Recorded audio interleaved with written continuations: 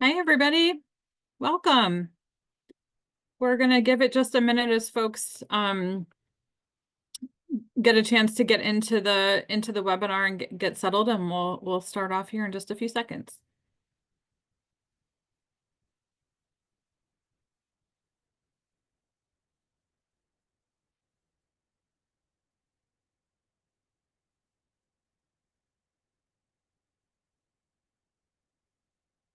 All right.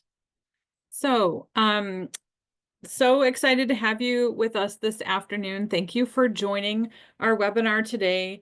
This webinar is all about how the Healthy Green Schools and Colleges program can help your school manage uncertainty, shifting priorities, and budget shortfalls. I'm going to introduce myself and ask my colleague to do the same. And while we do that, it would be really great if folks that are listening would take a moment to introduce themselves in the chat so that we all can kind of have the opportunity to connect with one another. So please go ahead and share your name, your role, where you're joining us from. We're a friendly group and definitely want to make sure that we have we've built in a few moments of interaction throughout the webinar, so definitely please chime in. So start with introductions and we'll do the same.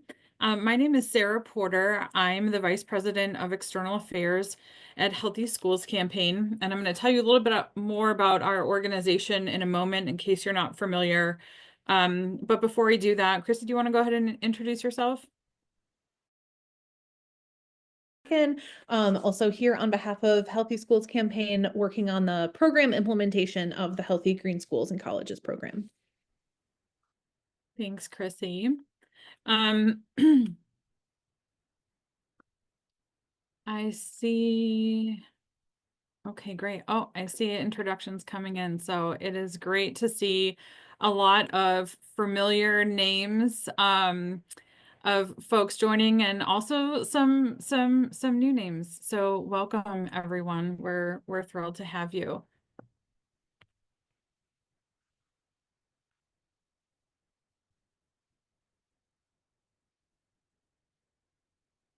So before we get started, I'm going to tell you just a little bit about Healthy Schools Campaign so that you know who you're hearing from today. And then we're going to do just a quick overview and introduction to our Healthy Green Schools and Colleges program for those who aren't familiar. And then we're really going to dig into talking about the challenges that K-12 districts and higher ed institutions are facing. We're going to talk about how the tools and resources in this program can help you do the work that you're doing. So we have a lot to cover today. Chrissy and I are both gonna kind of be your guides through this information, but definitely want to encourage you all to use the chat to ask questions throughout today's presentation. So please do not be shy, and we will be sure also to share the recording and the slides from today after the fact as a reference as well. But to get us started, in case you're not familiar, Healthy Schools Campaign is a nonprofit organization. We've been around for a little over 20 years and we're based in Chicago. We operate on the premise that healthy kids are better learners and try to take a look at all the things that go into helping provide healthy, safe, supportive school environments where students can learn and thrive.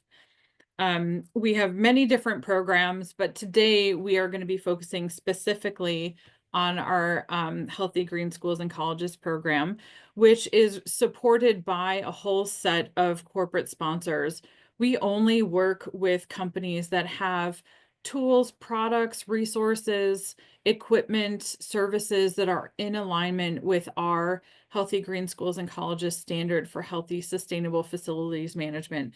So these companies are really important leaders in the marketplace and have offerings that can help schools with their commitment to health and sustainability. And so we very much thank them for their support of this program, making this webinar possible and our program work year-round possible. And I know that some of them are joining us today, so appreciate you all. Thank you so much for your support. A quick overview of our Healthy Green Schools and Colleges program. There's so many components of this program. It is something that was built by school facility directors for school facility directors. And It covers more or less all the things that fall within the purview of a school facilities director. One of the main components of it is a standard for healthy, sustainable facilities management. So this standard has a whole set of criteria that hit at cleaning, sanitizing, disinfecting, floor care, integrated pest management, HVAC maintenance, IAQ monitoring, all sorts of things, really setting a high bar for what school districts and colleges and universities should be doing around facilities operations. Alongside that, there are a number of components to really support schools on their journey towards meeting that standard: assessment tools, resources, guidebook, training, all kinds of different work plan tracking tools, all designed to help schools move eventually and ultimately towards earning a certification to show that they have achieved an incredible level of excellence and get recognition for that important work from their larger school community and the community of school facility folks across the country. So lots of resources there. The program also has a lot of professional development tools and resources and training, a lot around change management to kind of help school facility professionals be very strategic and intentional about how to leverage what they're doing, and make sure that they are sort of getting the most out of that work and that they're communicating it to school boards and parents and the larger school community. Leadership development, so many different pieces to this program. It's got a lot to offer, and we're going to cover some of those things today as we talk about what we have to offer that we think is especially helpful in this particular moment in time. But certainly if you have any specific questions about any program elements or the standard itself, don't hesitate to chime in and let us know. Couple of key things I want to hit before we move into our main content for today. I mentioned the certification.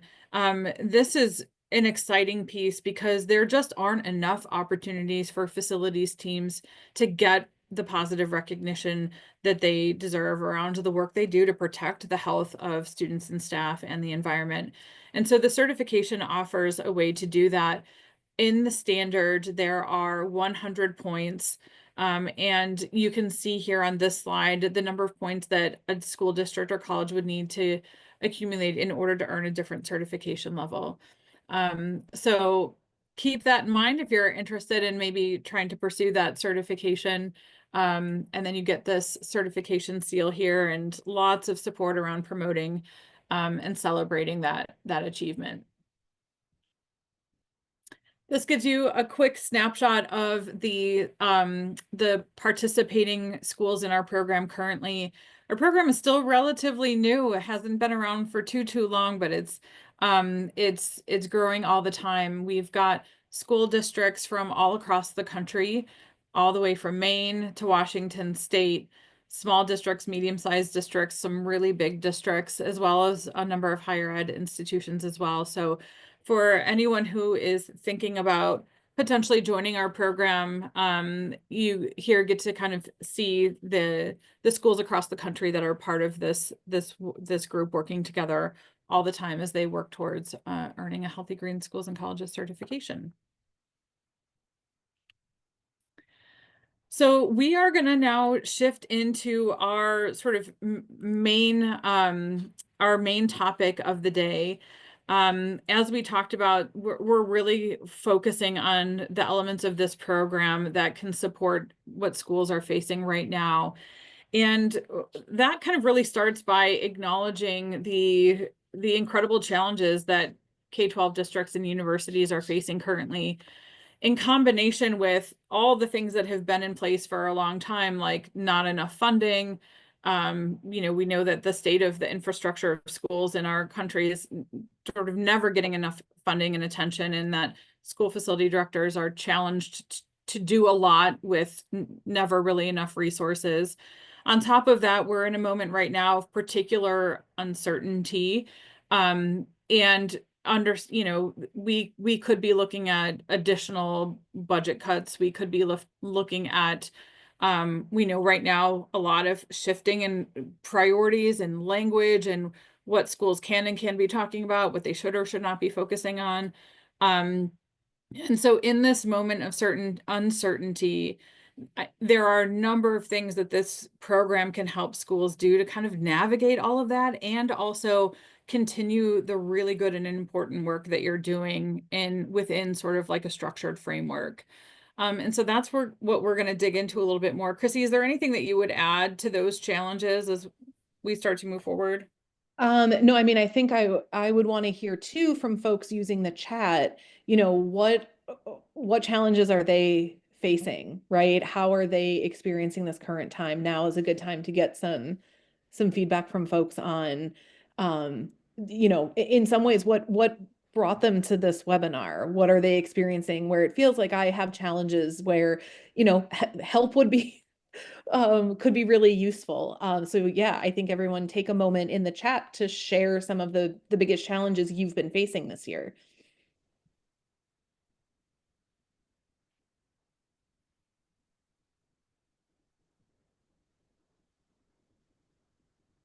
Don't be shy. We are a friendly group, so definitely no need to be shy, but we also want to make sure that we get a chance to address the challenges that you're facing or questions that you have. So please definitely chime in. While we give folks a moment to do that, um, Chrissy, if you maybe want to chat a little bit about this next slide, and we'll keep an eye on what folks share in the chat as we go. Yeah, absolutely. So, the way we think about the Healthy Green Schools and Colleges program is, it's here to help schools really transition from a point A to a point B and then later to a point C, right? Like it is a tool for change, a tool for enabling transformation, right? And what kind of transformations? Well, ideally, transformations toward more sustainable, healthier spaces where we can enhance learning, and we can do that through efficient operations. And so, as we start to jump into this next section here, some of the key ways we think about the HGSC program, like how we see that those different components of ways that the program can help. Um, you know, we we think of it as in terms of, being able to guide teams in a unifying direction, saving time through activating the work of others and the progress that others are making, looking at those everyday tasks and responsibilities and helping to pinpoint where there are strategic opportunities to make progress. And really, in addition, providing proximity to vendor partners who can also, we can leverage their skills, their experience, their insights, again, to help everyone, make progress more quickly. So I'm seeing, Sarah, a couple of comments start to roll in. Julia says, some of the key challenges are state-driven unfunded mandates and aging facilities are, definitely a core component of the challenge. Darren says, change management is one of our biggest challenges as well. Seeing on the horizon, we know where we want to be, but man, how do we bridge that, right? How do we get there in a way where we're bringing everybody along, and we're making the progress, we're building that momentum and motivation that we need to push folks in a direction. Jean shares that, implementing potential service reductions resulting from funding reductions. So again, very timely in terms of, budget constraints have always been an issue, and we're in a particular crunch right now. A number of universities and districts are really experiencing a particular crunch. Maybe we'll give it another minute, Sarah, for other contributions and ideas. What do you think? I think we can keep chatting, and I know that folks will continue to share things. And I know that thinking about what Julius, Duran, and Jean have already shared, some of this we're definitely planning to hit on, and so we'll make sure to talk about those things. Appreciate you guys chiming in there.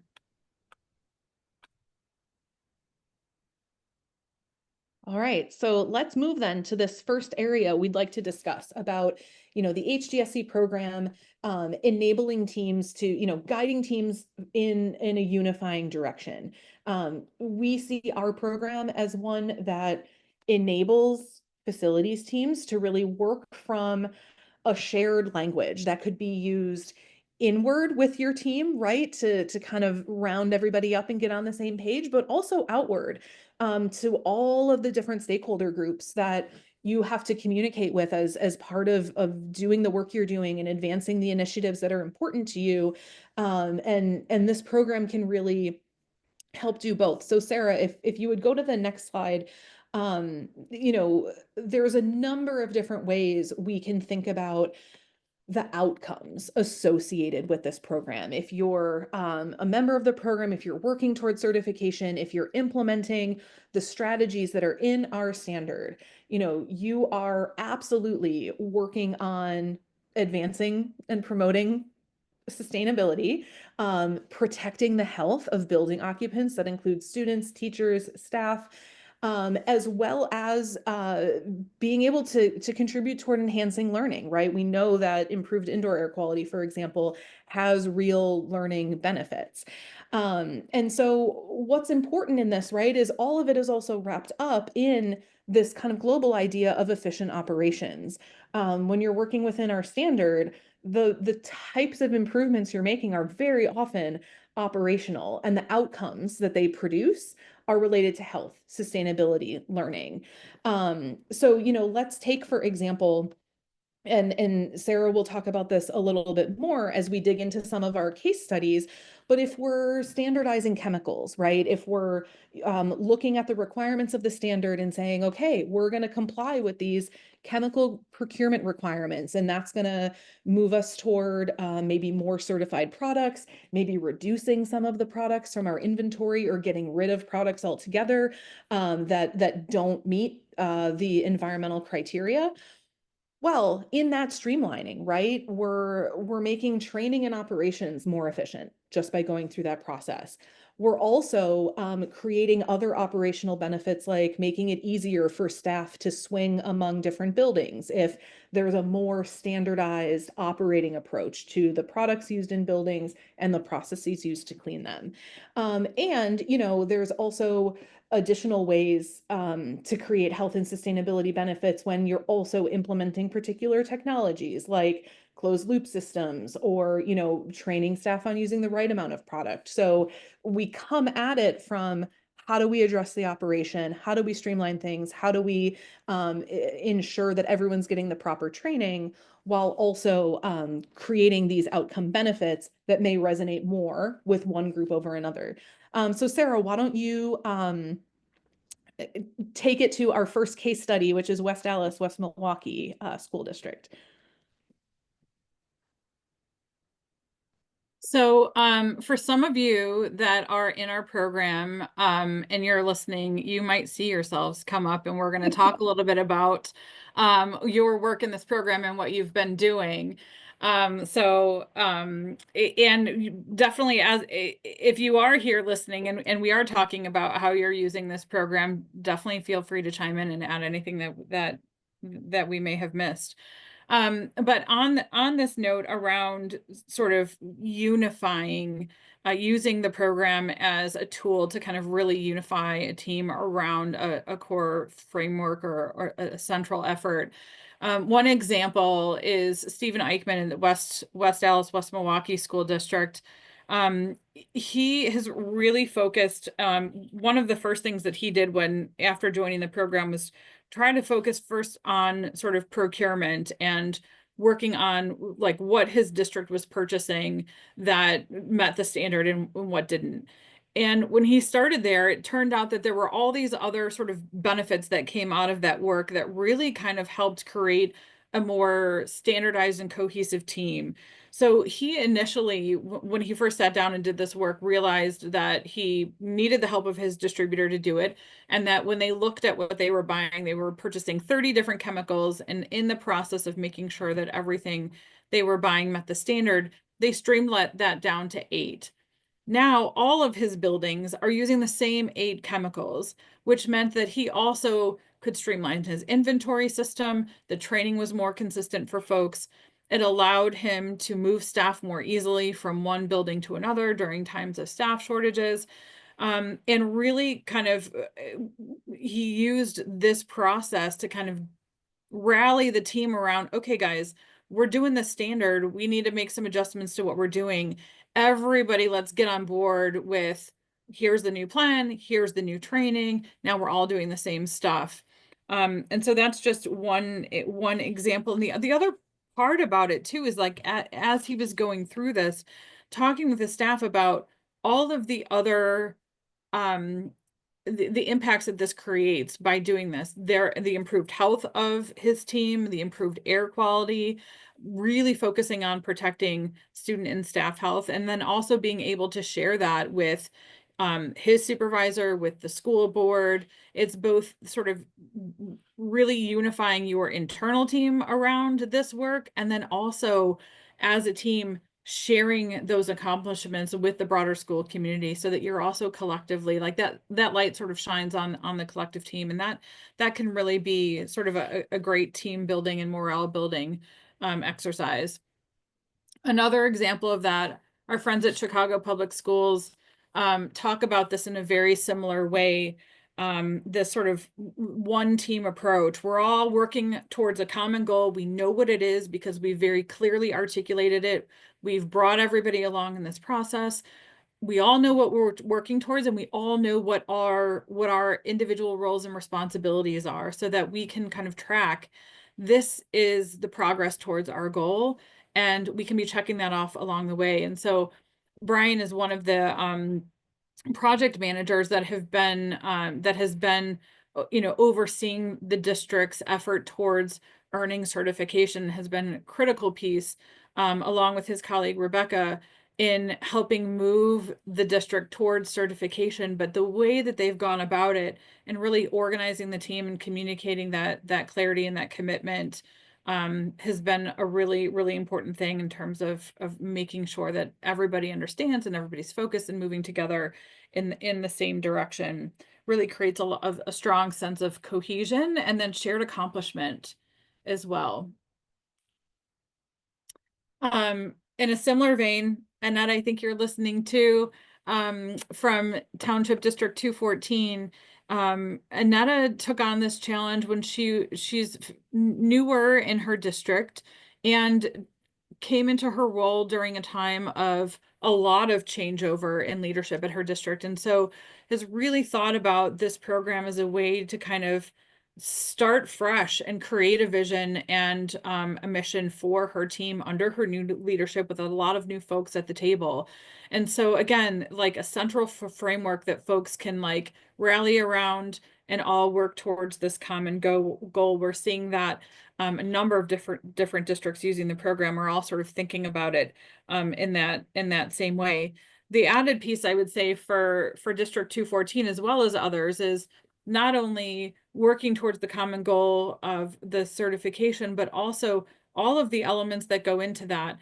Creating a set of standard SOPs is a huge part of this, which really speaks to that effort to like institutionalize this work so that it doesn't disappear when one person retires, right? That everybody knows what we're doing, everybody knows what everybody's responsibility is.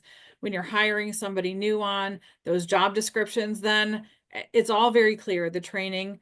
And so that work of making sure that there's a written plan for all of the different work that's happening in the facilities operation department is a big part of what this program does in supporting districts doing that work, and another way that it really fosters that sort of team building sense and moves everybody together in the same direction.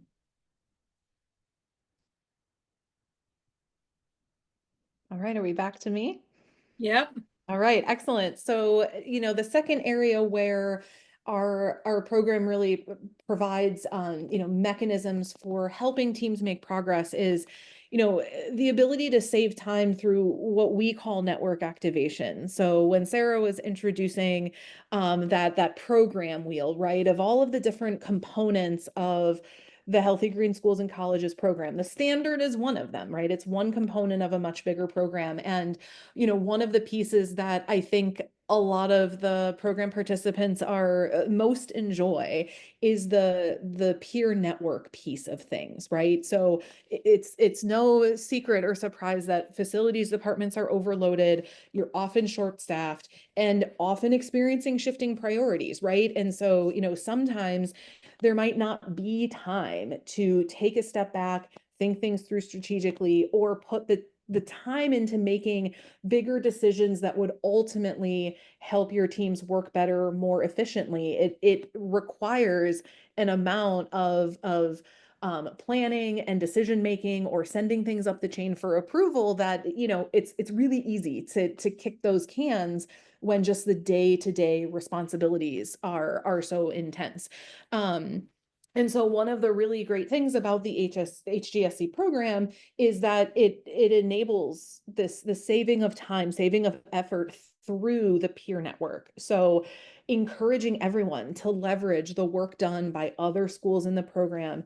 Participants are able to learn really quickly about the good, the bad, of different products, different vendors, different technologies and strategies, even handling common departmental challenges, right? Like turnover, or we've even spoken a lot with this group about just engaging a multi-generational workforce on your team. How do you get people to work well together? And there is a lot of sharing from participants in terms of SOPs, purchasing policies, things that other schools can use to leverage and take action more quickly, by taking that progress of someone else, right, and moving it forward in your own building. So, Sarah, can we go to the next slide, and you can tell us a little bit about Cape Elizabeth's story, in how they leverage the HGSC network? Yeah, this is a great example. And I think to your point, Chrissy, about schools sharing with schools, it creates almost a shortcut, but I say that like in the best way possible, because when you have folks who speak your language, who are, in similar roles in districts with similar challenges, similar assets, all of those things, it's really like a shared, it's like a brain trust. And so in this case, David Bagdasarian from Cape Elizabeth, which is a tiny school department in Maine. One of the things that he talks about really utilizing this program for is really what he can glean from other participants in the group about their experiences, what they've tested, what they like, what they don't, that sort of thing. And he's not the only one. All the schools are doing this with one another, but it's definitely it goes along that lines of like not recreating the wheel, right? Like if somebody has already done research and vetted something and it's from a trusted source and someone that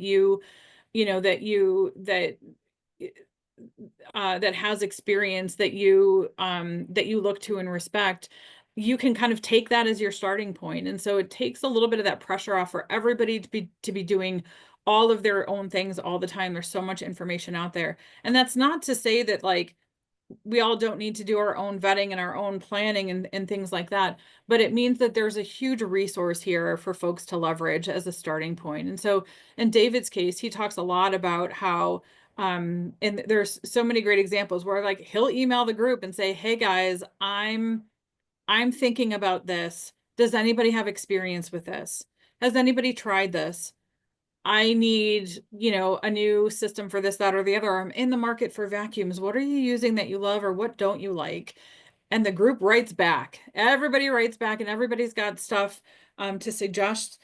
And one of the things that I love about this too is seeing districts in different places of the country, different sizes, many different things, but like coming together around some of the common things. So David in particular has gotten a lot of great guidance and information from the team at Chicago Public Schools around some of the work that they've been doing and some of the systems that they've put in place, which then have informed some decisions that he's made for his own district. We've seen that across other participants as well. And so it's really a great place for that sharing and learning. And, when someone figures something out and then it can benefit even more students and even more schools, that's an amazing thing that we love to see. And Sarah, one thing I would add before you move on, Aaron, Uresti just put a great comment in the chat. And Aaron is part of the program, and Aaron, you're coming up on one of these slides soon too. Is he says one of the great things about being part of this group is that when you're facing an operational challenge, the chances are that somebody else in the group has already faced it and can provide support and insight to help, right? And that's, yeah, a perfect encapsulation of what Sarah was just describing with Cape Elizabeth, and really like this, the idea of this network is, when things are really intense and really busy all the time, it's great to be able to step back for a second and say, oh yeah, there are other places where these similar things are happening, and I don't have to come up with every single solution on my own. I can look and see, how are others managing this? How are others dealing with this? And how does that give me insight so that I have others in this with me, even if they're not the people I'm working next to every day. They're out here doing the same thing and kind of fighting the same fight as me. Um, yeah, thank you, Erin, for that comment. So yeah, that takes us to the next component of the program and the ways that it helps in terms of helping program participants to turn everyday job duties into strategic opportunities, right? I keep saying a variation on this of like, we know that there are so many different pressures and stressors on K-12 and higher ed institutions, especially in facilities, whether it's, shrinking budgets, growing demands, shifting priorities, all kinds of these things that you're grappling with. And in the middle of all of it, like I just described, it can be really easy to just, got to get through this day, tomorrow, I got to get through tomorrow. That's that, right? Um, but it's also within these moments, right? And even in a time period like we're in right now, where thinking differently is really important, and figuring out how to think strategically or how to move strategically is really critical. And so what we have found through, implementing the HGSC program with participants all over the country is that it's really the opportunities that are hidden in the day-to-day work that can help us advance the broader goals, right? That there's lots of opportunities for taking advantage of the work you're already doing, the parts of your job that are already there. How can we reframe the way we're looking at them, to see what other things are possible, or to advance important things. So, if you would go to the next slide. So, the program itself, someone earlier said, like change management is really a key thing that is a challenge for us, right? And I would say that probably, across the board, every one of our participants, or even anyone we've engaged with who's a school and who's maybe not in the program on some level, this grappling with, how do you move a team, a department, an institution, right, from one place to another? That's really, really complex and challenging. And, we it's in moving from kind of these everyday tasks to the bigger picture of, what are we trying to achieve? Where are we trying to go? That's really critical. So over the past year and a half or 2 years, we have developed a change management framework that is part of the HGSC program, that is really focused on not being one more thing that you have to do, right? But looking at, okay, where are you? Where is your program? What is the operating context of where you are working and where your facilities department resides, right? And what are the unique challenges there? Where is there organizational maturity, right? In terms of decision making or leadership commitment, or having a really well articulated vision and set of priorities that you're moving to. And, where are there areas where there might be less maturity? For example, do you have these great sustainability initiatives, for example, but they really kind of fall on one person's shoulders? And wow, if that person ever left or retired, the program would kind of fade away, because there's not a good bench of people really being that unified team moving forward. So what you see on the screen right now is the kind of backbone of our maturity, our change management framework and the maturity model. And we have an assessment also that helps you understand, like in where on these key factors that are important for change, where do I fall? Where does my institution, my facilities department fall? And it helps uncover kind of the root cause issues that might be holding your team back from the progress it wants to make. And that helps you then be able to see, well, where are the strategic opportunities of what I can do within my everyday work to make progress, to build maturity within our systems, within our structures, to help us then move our programs forward. So, Sarah, if you would, can you take us back to West Allis, West Milwaukee again, where we have one of these stories? Yeah, Steve is a great example of someone who we've had these conversations with and has been really, exactly as you were saying, Chris, you sort of like, and all the stuff that I'm doing, like, how do I make time for this? And we've been talking about how to make sure this isn't another thing you have to do, but how can this help you do the work that you're already doing? And or how can it help you get more out of the work that you're doing? And so he was really talking about, how to make sure that he was positioning his role in his department, that he was fostering relationships with sort of the higher ups in the school board, that he was sort of seen and could communicate his needs. And separately, he was sort of talking about like, oh, well, I have to do this report every couple of months or whatever. I've got to do this thing. And he was thinking about it very much of like, this is a task I have to complete. I'm checking it off, but wasn't really thinking strategically about like, okay, if you already have to do this, what can you include in this report that will also help you communicate either what you're doing in this program or what you're doing with your team or what you're doing next, thinking about those things that you're required to do, and then how can you really make sure that you're getting the most mileage out of them. And so it became the kind of thing where like you're actually in front of your Board of Education on a regular basis. So let's make sure that if with those minutes that you have that you're required, right, to prepare for, let's make sure that everything that you're presenting is really communicating everything that you wanted to communicate related to your program.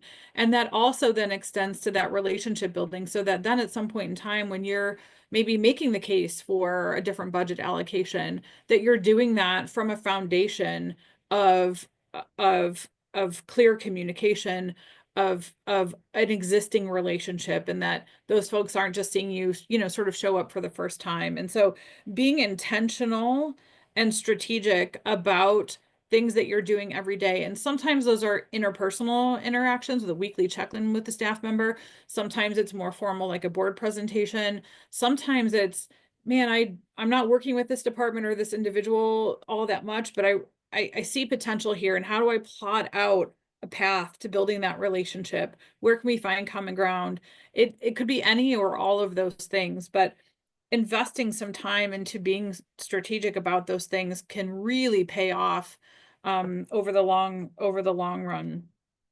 And Sarah, before you move to the next slide as well, I would add to this that, part of where Stephen had this realization literally as part of the program was on our monthly participants meeting. And, for a while, one of the tools we were implementing that I think folks found kind of enjoyable and effective is this idea of hot seats, right? So we would have the check-in, right, where everybody brings their questions and catches up on what's going on. But then we would also have folks who would say, okay, I want the 15 minutes where I lay out a problem and it is everyone else's job on the call to help support me, to give me ideas, to help me think of this, to help me reframe my thinking in terms of what the issue is and kind of the options that are available to me.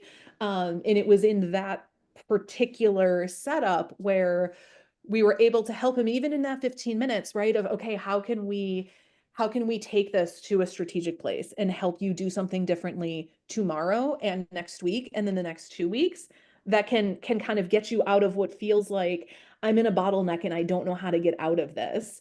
It didn't take long with the group, with the brain trust, like Sarah said, to be able to have a way forward with him, for him to begin implementing immediately. With Stephen, it was sort of like starting from the beginning. What do I do here? I've got this problem.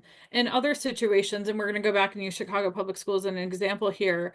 Executive Director of Facilities Rob Chrisley, he's no stranger to sort of thinking strategically, navigating complicated and political relationships. Um, the way that he talks about using this program, one of the ways is really about like, okay, I'm in this, we have this relationship, both his department and the district with the teachers union, for example, right? And sometimes it's contentious and sometimes it's going really well. And there's so many different things that go into play there. The fact that the district made the commitment to meet the standard and was then sort of embarking on this journey to do this work becomes a stepping stone, a tool, like another thing you can use in that relationship to kind of build commonality, to build goodwill, to build trust, to bring, different stakeholder groups in the district to the table with you, which then, right, like sets the table for other conversations, for other work together. It's that sort of really building trust and building community and thinking about like those important stakeholder relationships across the district. And then if you're already caretaking those, then using this program, which is really centered around promoting health and sustainability, right? Like there's no drawback. It's hard for someone to say like, oh, I'm not on board with that. And so leveraging this as another way to kind of help foster and cultivate and maintain those good relationships is something that we're seeing in Chicago Public Schools and other district participants as well. And to add, Sarah, too, before you move on, we talk about the maturity model and these factors, right, that are critical for change. And one of those key factor areas are the stakeholder relationships, right? So there's the facilities team, and engaging that staff is really important. And that staff is not the only group that really touches what does it mean to move toward more sustainable, healthy buildings where we can enhance learning through efficient operations, right? There's many other stakeholder groups, and so part of what we measure, right, is what is sort of the temperature and the maturity of those relationships. Where are there opportunities again to be more strategic so that they're able to leverage the program to keep making progress. So yeah, if you want to go ahead to the final category we want to talk about in terms of the program and the benefits it provides is in providing proximity to vendor partners. So as Sarah mentioned in the beginning of the call, vendors are really critical not only to the HGSC program itself, but also like the work and the progress that facilities teams and schools are making toward their goals. And so, our program participants gain access to our vendor partners as part of this journey.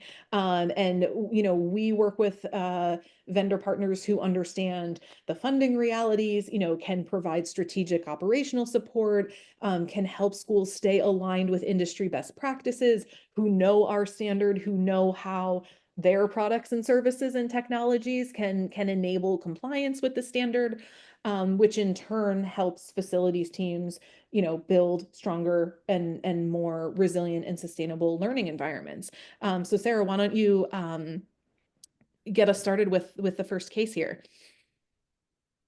Yeah. So Julius, you chimed in earlier and here you are. We're going to talk a little bit about what you've been sharing with us about some of your challenges. And I know this came up earlier. You mentioned it, this challenge of like unfunded mandates, right? Like that happens all the time.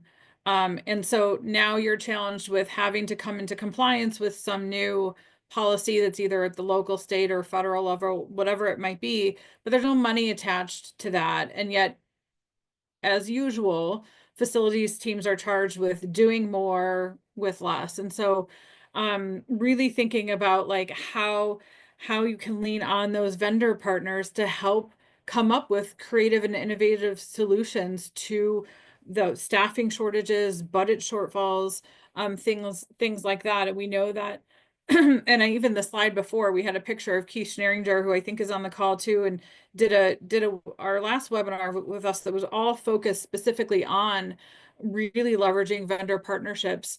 It's a good example of Brady Plus and others really kind of stepping up and helping schools figure out how to get more done. What is the value add that they can bring to that equation to help schools figure out how to accomplish things given these budget challenges.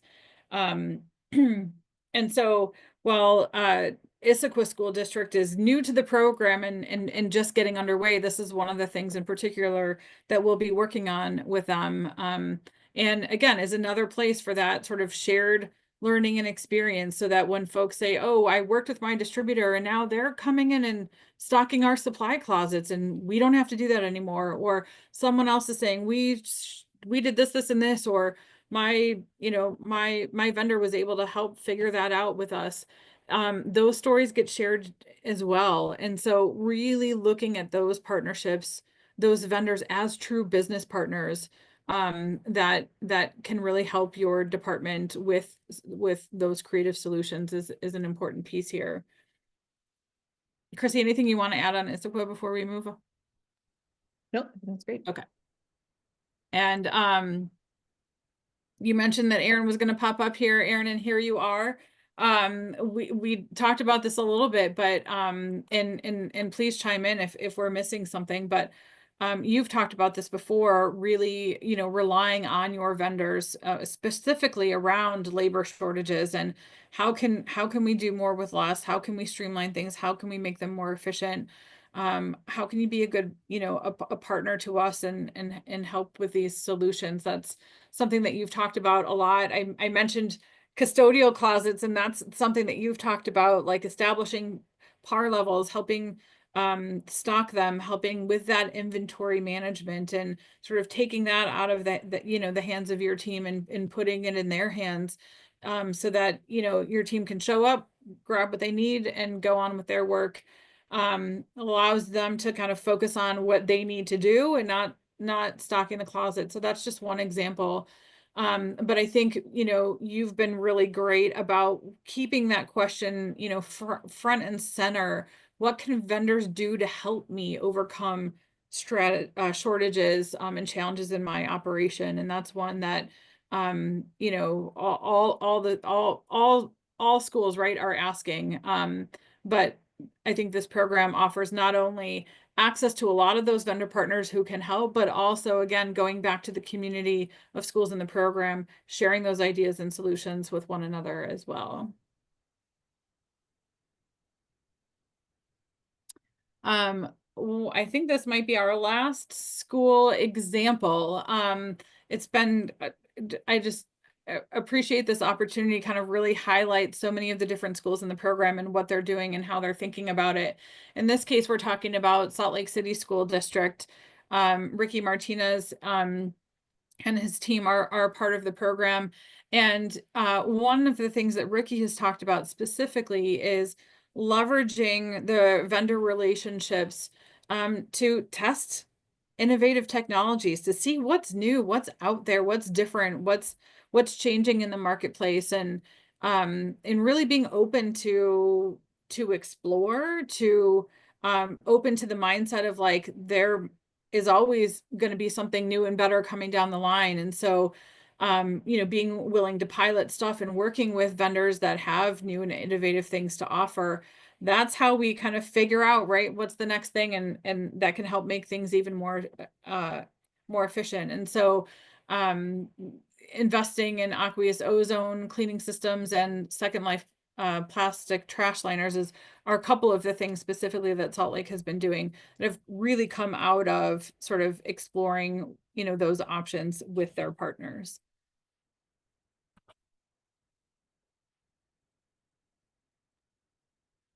So I feel like there's so much more to this program, but for today, just, again, going back to recap the four main things that we've been focusing on, that, given our experience in the way that schools are using the program, that we think can really support others right now. Using this as like a central framework to help guide your team in a unifying direction, saving time through really utilizing the network and the resources of other school facility folks who are doing the same work and facing the same challenges and looking for the same solutions. Really challenging and supporting participants to think about what you're having to do every day and how to think strategically and intentionally about those things to get even more mileage out of them to support the work that you're doing, and creating that space for connection and idea sharing and solutions with vendor partners who are just such an important part of this puzzle. um I definitely want to make sure that, like, if you have questions or other things that you want to chime in on any of these things, that you get a chance to do that. Chrissy, anything you want to add to this part of the conversation? Yeah, I would just say some ideas that are in the chat already, right? So Brad mentioning, going back to that idea of maturity ladders, right? And having used them with suppliers years ago, back when it was okay, we're trying to implement sustainability here on our campus or at our school. How can we need to figure out where the supplier is on the maturity ladder, right? And that worked quite well, right? And yeah, that concept is really similar in terms of, okay, we're taking the concept and now kind of turning it into a mirror across a district or an institute, university, and saying, okay, yeah, how can we look at, how things stack up in terms of operational maturity across the board to guide. So I'm glad to see that resonated. And Jean just chimed in as well to reiterate that vendors can provide really excellent training and ongoing education for the teams, and that's really a critical piece of the puzzle, as you said. But yeah, if others have reactions, reflections just on the idea of these different components of the program and kind of how they tie back to helping with some of the core challenges you're facing. Yeah, we're certainly interested in hearing that. Or, if there's areas where what other types of things do you wish were out there in terms of ways to get help with some of the most pressing challenges you're facing?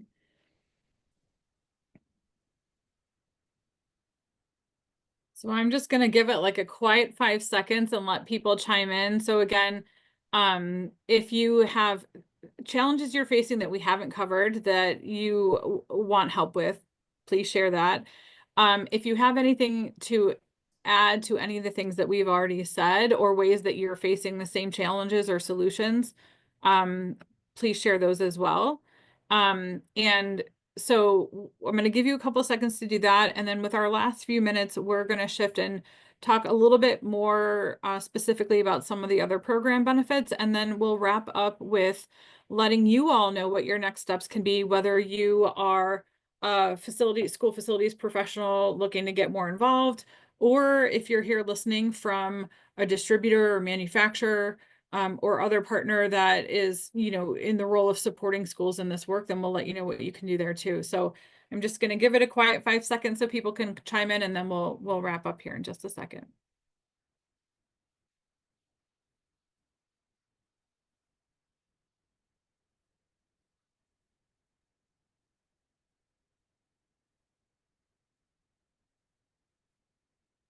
Great point, Kim. Really working with vendors on written statements of support for your strategic plans. Love that. Thank you for sharing that.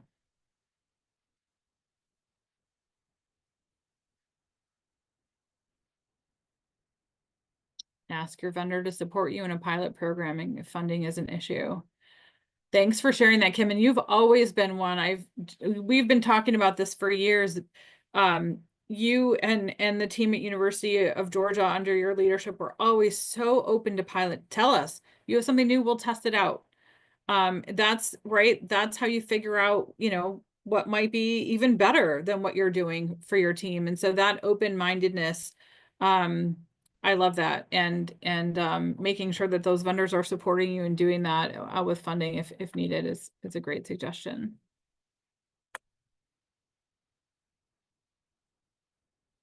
So we've talked a lot about the different ways that elements of this program can support school facility folks in their work right now. I want to just talk through a couple of the other benefits of the program, so that everybody has a clear sense of what Healthy Green Schools and Colleges has to offer. We've talked about sort of this membership, this community, the opportunity to participate in a network that is more than a network. I think community is a great word. It's a super welcoming group, where you kind of show up and share where you are. There's no airs or pretenses about it. Everybody comes to this community with the intention of even better serving their own school community and also learning and sharing with others. And so it's a great way to kind of showcase what you're doing, and get recognition for it, and leverage your leadership and your lessons learned, and share them for the benefit of others, and also glean from others their experiences and their lessons learned, and put that to good use in your own district or university. We talked about professional development and specifically change management resources. We have a whole set of programming around that, as Chrissy talked about a little bit, looking at maturity models, looking at factors necessary for change, and helping you kind of really break down where is your department on these different things, and then creating an action plan, um, so that you can really identify like what barriers are you facing, and then what's the plan for moving those. So a lot of resources around that we do with schools, both individually and then also as a group. We talked a little bit at the beginning about ongoing support related to schools who are interested in pursuing a certification against the Healthy Green Schools and Colleges standard. We have assessment tools, we've got work plan trackers, we have a guidebook, we've got templates for standard operating procedures, and so many different things. So lots of resources there. We really are, excited to be seeing districts move along that path. And because the program hasn't been around for too long, we're excited to be looking forward to having the first ever certifications come up this year. So it's definitely an opportunity to show a lot of leadership, and get on board with the program, and be one of the first districts to earn that certification. So definitely encourage folks to think about that opportunity. Along with that, we provide promotional tools both to help schools promote that they've joined the program. Again, thinking about what you're already doing, or how to build a unifying, sense of purpose, how to promote to the larger school community that the district or college has made a commitment to this work. So between this participant seal and social media messages and press releases and blog spotlights and newsletter blurbs and all sorts of things like that, both for that our program shares, but then also a toolkit that we give to districts and colleges to be able to share with their communications. And then certainly when a school gets certified, then there's a whole new set of things to be able to promote that certification as well. So we try to make it easy to really make sure that light is shining on your team and your school for making that commitment and doing this important work, because the work you all are doing is so critically important, and it needs to be recognized and appreciated even more. The last thing here, and there's so much more, but the last thing I'm going to call out at this moment is, Chrissy, you kind of mentioned already, like these regular meetings that the group is having where they're sharing and learning, and we meet virtually once a month. We usually get together in person at least once a year. We do virtual summits, we do monthly meetings, we do webinars, we do all sorts of things. And then we're kicking off something now, this sort of specialty cohort for a whole set of schools that are ready. They're all kind of at the same place, ready to take the next steps in terms of certification. And that group is specifically working on developing those written SOPs. And so there's, again, individual work, and then there's large group work, and then there's work with schools who are also like at exactly the same place that you are, so that we can help support everybody. And you're working with, with a team of folks that are all kind of at the same place and doing the same things. So a lot to offer here. Chrissy, anything I've missed that you would want to add? I don't think so. Okay. We're just about at our time, so I will leave you with, if you are a school facilities professional and you're listening and thinking about how this program might be able to help you and support you in your work, I would definitely encourage you to reach out. You can check out the membership and what that looks like on our website. Um, if you are a distributor or a vendor of any kind and you're listening, and you're not already a sponsor of this program, it's a great way to align your company with the work that we're doing to support schools and really leverage your support of the program and your pitches to potential school customers and to bring it as a value add to your current school customers. So would definitely encourage you to check out those sponsorship packages. And please do reach out to me if you have any questions along the way. Would love to hear from you all. And thank you so much for your time and attention and joining us this afternoon. Appreciate your participation and looking forward to hopefully talking with you soon. Thanks, everyone, and have a fantastic day.